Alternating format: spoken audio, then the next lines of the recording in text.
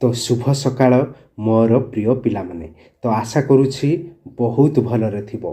तो आज आमे देखिबा अष्टम श्रेणीर प्रथम अध्याय भारत रे कंपनी शासन प्रतिष्ठा इतिहास रे एही विषयटकु संपूर्ण भावरे भल भावरे बुझिबा एवं कॉन्सेप्ट क्लियर हबो। तो देख कौन देइछि प्रथमे आमर तो कंपनी शासन आमर किपरि आरंभ हैला तमे जानिथिबो। इंग्रेज ईस्ट इंडिया कंपनी प्रथमे व्यापार करिबा पई भारत को आसीथिले। परे सेमाने राजनैतिक शक्ति हासिल करी शासन करिबा आरंभ करिथिले।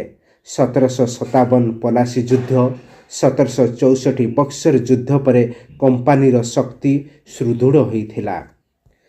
जदि नेक्स्ट पॉइंट आमे देखिबा भारत रे विभिन्न शक्ति विषय रे टिके जानिबा। मोगल साम्राज्य दुर्बल हेबा पर अनेक अंचल रे स्वाधीन शासक होई गले। मराठा, मैसूर, हैदराबाद भली राज्य गठित हैला। एही दुर्बलता को इंग्रेज माने लाभ नेले। तो आमे टिके बर्तमान पई मैसूर एवं टीपू सुल्तान को विषय रे टिके बर्तमान पई जानिबा। मैसूर शक्तिशाली शासक थिले हैदर अली एवं तांकर पुत्र जानिथिबो टीपू सुल्तान थिले। समाने इंग्रेजों विरुद्ध रे युद्ध करथिले। शेषरे 1799 मसीह रे टीपू सुल्तानकर मृत्यु होइथिला। जदि नेक्स्ट देखिबा मराठा शक्तिर किपरि पतन हैला। मराठा माने भारतर सबुठारु शक्तिशाली थिले, किंतु इंग्रेजों युद्ध रे आंग्लो मराठा युद्ध रे से माने हारि जाइथिले। एहा परे इंग्रेज माने भारत रे प्रभावशाली होइथिले। नेक्स्ट जदि आमे देखिबा शासन प्रणाली व नीति, इंग्रेज माने विभिन्न नीति व्यवहार करी भूमि को से माने दखल करथिले। जेमिति कि जानिथिबो सब्सिडारी एलायंस जो सहायक मैत्री थिले। अर्थ जेउ राजा माने थिले तांकू इंग्रेज माने सैन्य सामंत जुगेई देबे। सब्सिडारी एलायंस रो अर्थ आउ से माने ता बदल रे राजा माने किछि टंका देबे, इंग्रेज सरकार को टंका देबे। नेक्स्ट जदि आमे देखिबा नीति थिला तांकर डॉक्ट्रिन ऑफ लैप्स थिला। डॉक्ट्रिन ऑफ लैप्स कोन तमे जानिथिबो। तो जदि तांकर उत्तराधिकारी नाही, राजांकर बा राणींकर जदि उत्तराधिकार नाही, तले से राजांकर मृत्यु परे से राज्य को इंग्रेज सरकार नहीं जाउथला। एहा थिला डॉक्ट्रिन ऑफ लैप्स। एहा द्वारा अनेक राज्य इंग्रेज माने निज हाथ को नहीं जाइथिले। नेक्स्ट जदि देखिबा इंग्रेज माने आर्थिक शोषण करथिले। कृषक माननकु अधिक कर देबा को से माने बाध्य करा जाउथला।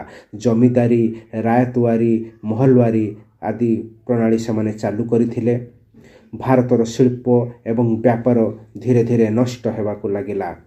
तो समाज उपरे कौन प्रभाव पड़िथिला ताहा भी मध्य आमे टिके भल भावरे जानिबा। तो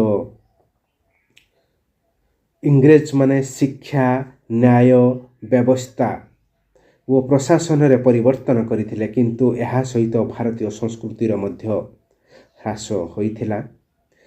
तो आर्थिक शोषण जदि देखिबा कृषक माननकु अधिक कर देबा को बाध्य करा जाउथला। जमीदारी, रायतवारी, महलवारी सबु से माने ही चालू रखिथिले। तार देखिबा विद्रोह एवं प्रतिरोध केमिति कोन करा जाइथिला। इंग्रेज माने इंग्रेज शासन को विरोध करथिले। विभिन्न स्थान रे विद्रोह हेइथिला। एहा आगो को जातीय आंदोलन रो आधार नैथिला। तो एग्जाम पॉइंट ऑफ व्यू रु जदि आमे देखिबा मुख्य पॉइंट कौन रही ना कंपनी व्यापारी रूप में आसी शासक होता। पलासी बक्सर युद्ध गुरुत्वपूर्ण रही। मैसूर व मराठा इंग्रेज मान विरुद्ध कले। सब्सिडारी एलायंस व डॉक्ट्रिन ऑफ लैप्स द्वारा से माने भूमि दखल करथिले। आर्थिक शोषण और सामाजिक परिवर्तन होता। विद्रोह जातीय आंदोलन को ही जन्म देइथिला। तो आशा करुछि संपूर्ण चैप्टर टी को तमे भल भाबरे बुझी पारुथिबो। जदि सतरे बुझी पारुथिबो आम चैनल को सब्सक्राइब करबा को जम्मा भी भूलिबनी। तो लाइक करिवो, कमेंट करिवो, सबु सांग मान को शेयर कर देबो। तो धन्यवाद।